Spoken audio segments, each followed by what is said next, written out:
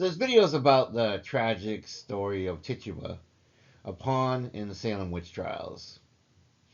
The Salem Witch Trials of 1692 remain one of the darkest chapters in early American history. Rooted in paranoia, religious extremism, and social hysteria, these trials led to the arrests of well over 160 people and the executions of at least 20 individuals accused of witchcraft. Among those at the center of this infamous episode was the famous Tituba, a Native American slave woman whose fate exemplifies the injustice of the trials. As the first person accused of witchcraft, Tituba became a tool for the prosecution, manipulated into providing testimony that fueled the frenzy. Her story is a tragic illustration of the way power, race, and gender intersected in colonial America, making her an easy scapegoat for an already frenzied society. So let's talk about the origins of Tituba. Little is known definitively about Tituba's origins, but most historical accounts suggest that she was a Native American woman, possibly of South American Arawak descent. Some theories propose that she was enslaved in Barbados before being brought to New England. She was owned by Reverend Samuel Parris, a Puritan minister in Salem, Massachusetts. As a slave in a rigidly hierarchical society, Tituba occupied one of the lowest positions, subject to the whims and abuses of her master and his family. Tituba's role in the Parris household likely included household chores, childcare, and perhaps storytelling that mixed indigenous folklore with European superstitions. This blend of cultures may have inadvertently contributed to the accusations that were later lobbied against her.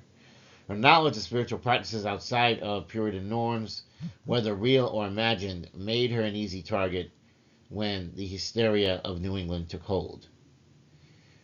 The spark of the Salem Witch Trials. The Salem Witch Trials began as early as 1692 when a group of young girls in Salem, including Reverend Parris's daughter Betty Parris and niece Abigail Williams, began exhibiting strange behaviors. They experienced fits, convulsions, and outbursts, which the Puritan community interpreted as evidence of witchcraft.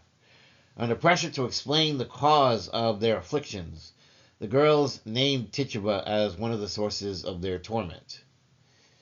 As a foreign woman of different ethnicity and a slave, Tituba was already an outsider in Salem society. Accusing her was convenient. It deflected blame from the young girls and played into the Puritan belief that those on the margins of society were most susceptible to the quote-unquote devil's influence. Additionally, Reverend Parris, who may have beaten Tituba into confessing, had a vested interest in ensuring that blame fell upon someone outside of his own family. Also, be mindful of the fact that, though considered an outsider, she was in fact as true a Native American as anyone that could be found on American soil. Still, nonetheless, faced with the terrifying prospect of execution, Tituba made a fateful decision. She confessed to practicing witchcraft. However, her confession was not an outright admission of guilt, but rather a narrative that seemed tailored to align with Puritan fears and expectations. This is not unlike police interrogations before we started to take very seriously the Fifth Amendment. She described how she'd been approached by a tall man from Boston, interpreted as the devil, and how she, along with others, had been coerced into serving him. She spoke of strange animals, spirits, and ominous figures that fit perfectly into the demonology of Puritan culture. Her confession had a twofold effect. First, it spared her life. Unlike those who had maintained their innocence to the very end and were subsequently executed, confessing to witchcraft often seemed to result, paradoxically, in survival. The Salem authorities sought further confessions rather than immediate punishment, as the belief was that repentance and cooperation could bring salvation to the alleged wrongdoer. Secondly, Tituba's testimony set off a chain reaction of accusations.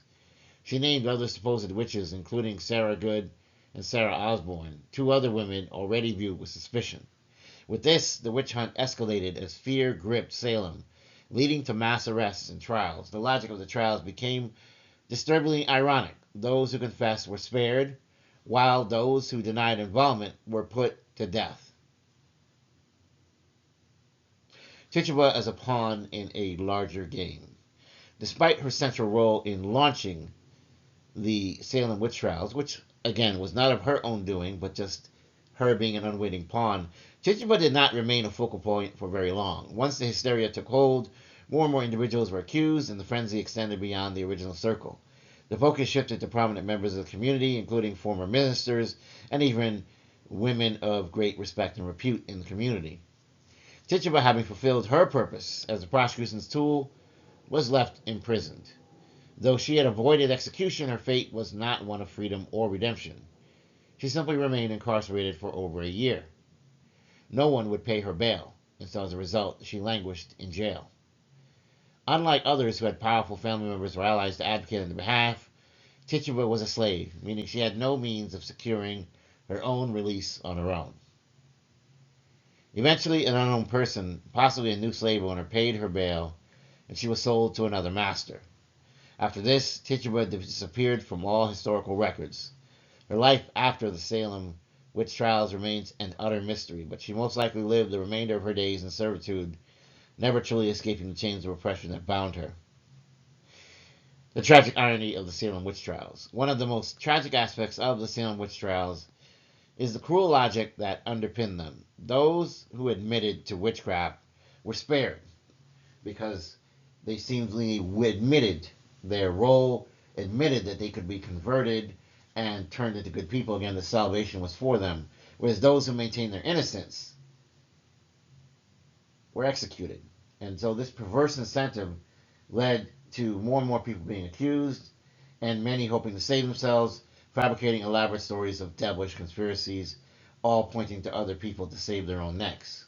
At least 20 people were executed during the trials, with the majority being hanged. One man, Giles Corey, was pressed to death with heavy stones for refusing to enter a plea. Meanwhile, those who confessed and cooperated with the authorities survived, reinforcing the very hysteria that had condemned so many. Tituba's story exemplifies the contradiction. By confessing, she lived, but her confession also contributed to the wrongful persecution of many others. In the end, she was neither free nor redeemed. She was simply a pawn in a much larger and much crueler game that indeed resulted in a great deal of harm.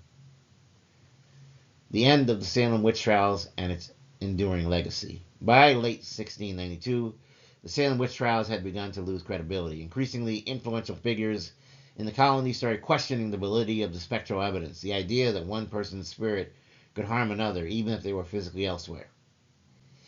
As doubt spread, public opinion turned against the trials. By 1693, Massachusetts Governor William Phips intervened, halting the proceedings and eventually pardoning those still imprisoned.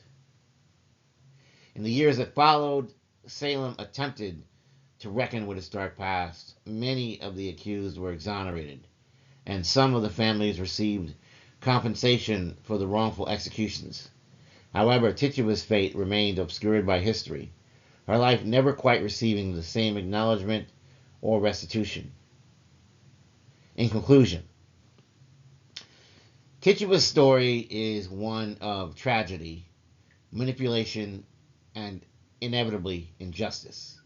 As a Native American slave woman, she was an easy target for blame, and her coerced confession helped to ignite a firestorm of paranoia that led to so many being arrested and at least as many as 20 being executed. While she managed to survive, it was the cost of enabling the very same oppressive system that forced her into driving hysteria to its peak. Her tale serves the grim reminder of how hysteria, prejudice, and systemic power structures can intertwine to create devastating consequences. The Salem Witch Trials may be a relic of the past, but the dynamics that allowed them to happen, the fear of the other, the scapegoating, and the dangers of mass hysteria continue to resonate in the present. Tituba, though often remembered as the first accused, should also be remembered as a victim of forces well beyond her control, caught in a society willing to sacrifice the innocent to cater and give in to its own fears. Please don't forget to like, share, and subscribe. If you're new here, this is a safe space. If you're returning, I love and appreciate you so much, and I'm glad that you're back. In the name of the Most High God, I wish you health, wealth, prosperity, and abundance. Blessings and protection. Signing off. Take care. Have a great day.